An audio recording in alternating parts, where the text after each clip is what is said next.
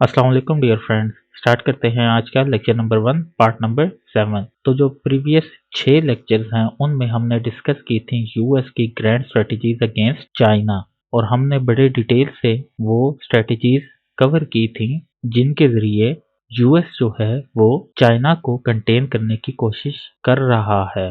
वो स्ट्रेटजीज थी कि how to contain China geographically, जिसमें हमने देखा कि जो इंडियन ओशन की डिप्लोमेसी है या जो इंडियन ओशन की डॉक्ट्राइन है उसके ज़रिए कैसे चाइना को कंटेन करने की कोशिश की जा रही है by America and it's allies. हमने ये भी देखा कि इकोनॉमिकली, मिलिट्रली और सोशली कैसे चाइना को एलिनिएट करने की भी कोशिश की जा रही है ऑन इंटरनेशनल प्लेटफॉर्म। तो यूएस की ग्रैंड स्ट्रेटजीज के बाद हम डिस्कस करते हैं चाइना की grand strategy to contain US influence globally. तो आज का जो हमारा लेक्चर है वो कंटिन्यूशन ही है उन लेक्चर्स की जो कि हमने कवर किए हैं। तो चलते हैं अपने आज के लेक्चर पे कि what is Chinese grand strategy. Chinese strategic culture refers to the set of beliefs, attitudes, and values that guide China's approach to strategy and diplomacy. It is rooted in China's long history and traditions and reflects the country's desire to maintain its independence, sovereignty, and security. अच्छा दोस्तों, आपको ना एक concept ज़रा सा समझना पड़ेगा, या थोड़ी सी मैं आपको अगर हिस्ट्री बताऊं तो चाइना की जो सोसाइटी है वो बहुत क्लोज सोसाइटी है और कलेक्टिव सोसाइटी है, और ये बहुत चेंज है या डिफरेंट है फ्रॉम यूएस सोसाइटी। यहाँ के सोशल नॉर्म्स जो हैं चाइना के और जो यूएस के हैं वो बहुत डिफरेंट है, पॉलिटिकल सिस्टम डिफरेंट है, इकोनॉमिक सिस्टम जो है उसमें सिमिलैरिटीज हैं, बट फिर भी इकोनॉमी पे जैसे यूएस में फ्री मार्केट्स का कंसेप्ट है, डिसेंट्रलाइजेशन है, चाइना में भी फ्री मार्केट्स का ही कंसेप्ट है, बट वहाँ पर जो चाइनीज गवर्नमेंट है उसका भी बहुत होल्ड है। सोशली अगर हम बात करें तो यूरोप में या वेस्ट में या हम अमेरिका में देखते हैं कि इंडिविजुअलिज्म का कंसेप्ट है, बट जो चाइना है वो एक कलेक्टिव सोसाइटी है। वहाँ पे इंडिविजुअल्स को नहीं देखा जाता, जो कलेक्टिव इंटरेस्ट होते हैं उनको खातिर में रखा जाता है। देन पॉलिटिकल सिस्टम की अगर हम बात करें तो चाइना जो है वो एक अथॉरिटेरियन स्टेट है, जबकि जो यूएस है या वेस्ट है या यूरोपियन कंट्रीज हैं वो डेमोक्रेटिक स्टेट्स हैं। चाइना को हाइड्रोलिक सोसाइटी भी कहते हैं क्योंकि इनके पास वाटर स्ट्रीम जो हैं वो बहुत ज़्यादा है। अब अगर हम थोड़ी सी इसकी हिस्ट्री देखें तो चाइना ने आज तक जितनी भी स्ट्रेटजीज अपनाई हैं या जितने भी उन्होंने इंटरेस्ट पास्ट में गेन किए हैं वो इन्होंने बाय फोर्स कभी भी गेन नहीं किए। जिस तरह यूएस है वो हमेशा अपने इंटरेस्ट जो है वो बाय फोर्स गेन करता है। हमने देखा मिडिल ईस्ट पे उसने इंटरेस्ट अपने अचीव करने के लिए कभी इराक पे हमला किया, देन साउथ एशिया में या सेंट्रल एशिया में अफगानिस्तान पे हमला किया। दुनिया में कहीं भी जहां पर भी उसे अपने इंटरेस्ट नजर आते हैं तो वो थ्रू फोर्स या थ्रू मिलिटरली अपने इंटरेस्ट जो है वो अचीव करता है। बट अगर चाइना की हम बात करें तो जो चाइनीज है mostly don't use military force to pursue their agenda and interest. जो कोवर्जन है वो उनका लास्ट रिजोर्ट होता है टू फुलफिल देयर एजेंडा। तो आज के टाइम पे भी हम देखेंगे कि चाइना ने कौन कौन सी स्ट्रेटजीज जो हैं वो यूज की हैं या डिवाइस की हैं टू कंटेन अमेरिका। एक सिंपल सी अगर मैं आपको एग्जांपल दूं तो यूएस ने चाइना को कंटेन करने के लिए कुछ अलायंसेस बनाए हैं, जिस तरह उसने इंडिया के साथ इंडियन ओशन में अलायंस बनाया है, देन थ्रू क्वाड उसने अलायंस बनाया है, देन थ्रू ओकस उसने अलायंस बनाया है, और ये तमाम जो अलायंसेस हैं ये मिलिट्री अलायंसेस हैं। लेकिन चाइना ने अभी तक कोई भी किसी किस्म का ऑफिशियली और अनऑफिशियली मिलिट्री अलायंस अभी तक नहीं बनाया, अभी तक अनाउंस नहीं किया। इस वीडियो के रिकॉर्ड होने तक अभी तक कोई भी जो मिलिट्री अलायंस है, मिलिट्री पैक्ट है, सेम लाइक क्वाड और ओकस, उसने अनाउंस नहीं किया, क्योंकि जो चाइनीज स्ट्रेटेजिक कल्चर है is a by product of their history, क्योंकि वो फोर्स यूज नहीं करते। और यूएस को कंटेन करने के लिए चाइना ने जो स्ट्रेटेजी अपनाई है उसे हम बिल्ट एंड रोड इनिशिएटिव के नाम से जानते हैं।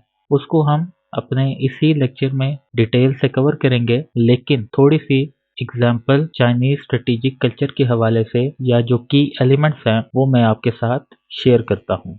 जो फर्स्ट की एलिमेंट है रिगार्डिंग चाइनीज स्ट्रेटेजिक कल्चर वो है लॉन्ग टर्म थिंकिंग। चाइना जो है वो हमेशा से लॉन्ग टर्म प्लानिंग करता है, लॉन्ग टर्म डिसीजन मेकिंग करते हैं। वो शॉर्ट टर्म प्लानिंग पे बिलीव नहीं करते। एग्जाम्पल आप नोट करें, पाकिस्तान में हमेशा शॉर्ट टर्म थिंकिंग को ही प्रमोट किया जाता है, या हमेशा जो भी प्लानिंग होती है वो शॉर्ट टर्म से ही रिलेटेड होती है। हमारे आजकल इकोनॉमिक कंडीशन जो हैं वो बहुत ज़्यादा खराब हैं, तो लॉन्ग टर्म थिंकिंग के बजाय हमारे जो ऑफिशियल्स हैं वो अभी भी शॉर्ट टर्म को ही या शॉर्ट टर्म जो प्लानिंग है उसी को ही डिवाइस करते हैं। मींस के हमारे पास जो है हमारे फॉरेन रिजर्व्स बिल्कुल खाली हैं, हमारे जो एक्सपोर्ट्स हैं वो बिल्कुल भी मैच नहीं करते with the numbers of imports. तो हमारे जो ऑफिशियल्स हैं वो बस यही प्लान करते हैं कि हमारा हफ्ते का गुजारा हो जाए, हफ्ते का जो ऑयल है वो हमें किसी तरीके से मिल जाए, हमें एक महीने का जो ऑयल है वो किसी तरीके मिल जाए। इससे ज्यादा जो हमारे ऑफिशियल्स हैं वो नहीं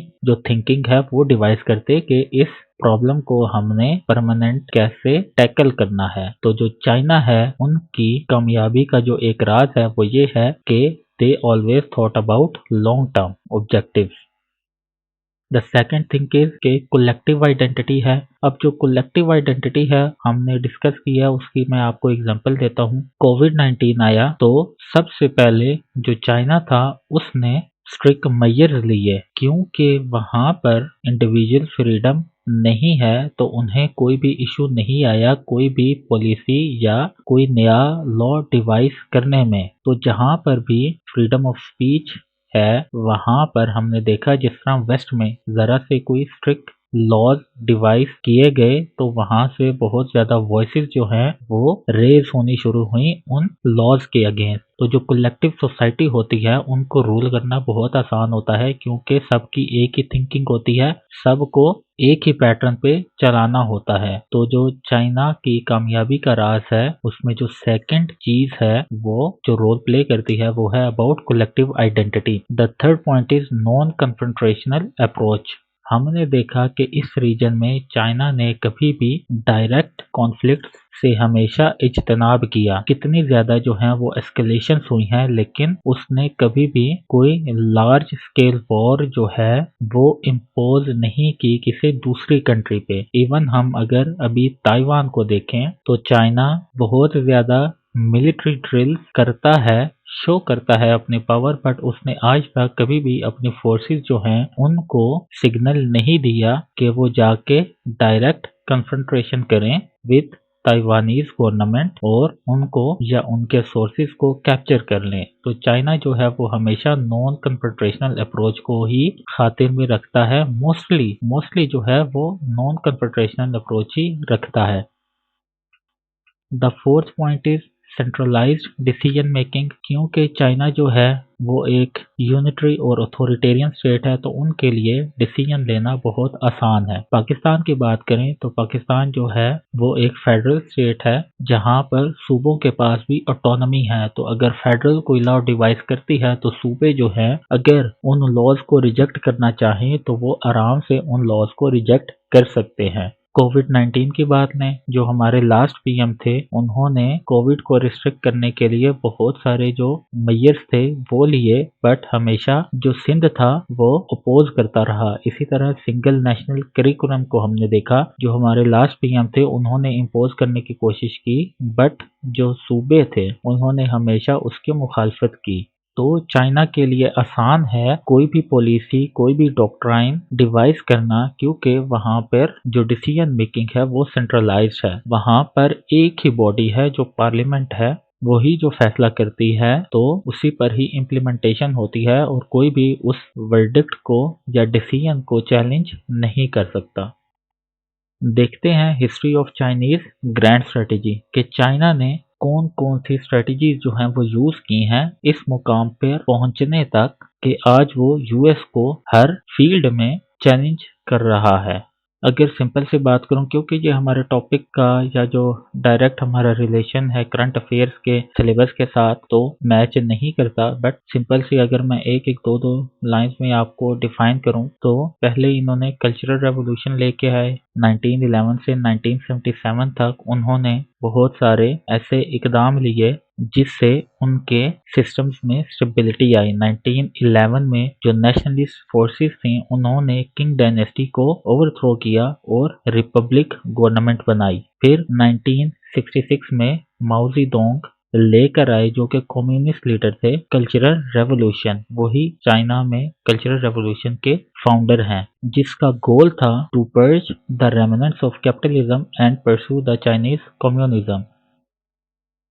the second point is recovery period. तो जब उन्होंने अपने कंट्री से कैपिटलिज्म को एलिमिनेट किया और जो चाइनीज कम्युनिज्म है उसको प्रमोट किया, तो उसके बाद हम उस पीरियड को रिकवरी पीरियड कहते हैं। जो इकोनॉमिक रिफॉर्म्स थी वो हुई इस पीरियड में। जो चाइनीज पीपल थे उनकी जो लिविंग स्टैंडर्ड से उसमें बहुत ज्यादा इम्प्रूवमेंट आई, सोशल स्टेबिलिटी देखने को मिली। अब उस पीरियड में China has evolved from an isolated socialist state into a backbone of world economy। तो इन मेजर रिफॉर्म्स के थ्रू जो इकोनॉमिक रिफॉर्म्स हुई रिकवरी पीरियड में, चाइना जो है वो एक लीडिंग वर्ल्ड इकोनॉमी कंट्री जो है वो उभर के आया। देन उसके बाद उनका पीरियड शुरू होता है बिल्डिंग कम्प्रीहेंसिव नेशनल पावर। इस पीरियड में उन्होंने विटनेस किया अ ह्यूज जीडीपी ग्रोथ, और उन्होंने जो अपनी प्रोग्रेस थी इतने कम पीरियड में वो जैसे अचीव की, इट वाज रिमार्केबल। और जो इकोनॉमिक्स अचीवमेंट उन्होंने अचीव की तो ये एक न्यू बेंचमार्क बन गई for other countries as well. और यही सिग्निफिकेंट पीरियड था जब यूएस की जो हेजमनी है वो डिक्लाइन हो रही थी और जो चाइना था वो राइज कर रहा था। The last point is rejuvenation, जो कि स्टार्ट होता है पीरियड फ्रॉम 2004 टिल प्रेजेंट। तो चाइना ने प्लेज ली है कि it will achieve the great rejuvenation of the Chinese nation by 2049। तो 2049 तक चाइना जो है उनकी पॉलिसी ये है कि वो इस टाइम पीरियड तक इकोनॉमिकली और टेरिटोरियली बहुत ज्यादा माइलस्टोन्स अचीव कर लेंगे। इकोनॉमिकली मीन के 2049 तक तो ये दुनिया की बहुत बड़ी इकोनॉमी जो है वो बन जाएगी। अगर हम टेरिटोरियली देखें तो मे बी 2050 तक जो चाइना है वो ताइवान, तिब्बत और बहुत सारे जो कंटेस्टेड एरियाज हैं उनको भी इनकैप्सुलेट कर लेगा। और 2049 तक China will be dominated in the Asia Pacific region. और चाइना ने इसके साथ साथ ये भी प्लेज किया है that he will have a strong voice in shaping the evolving global order.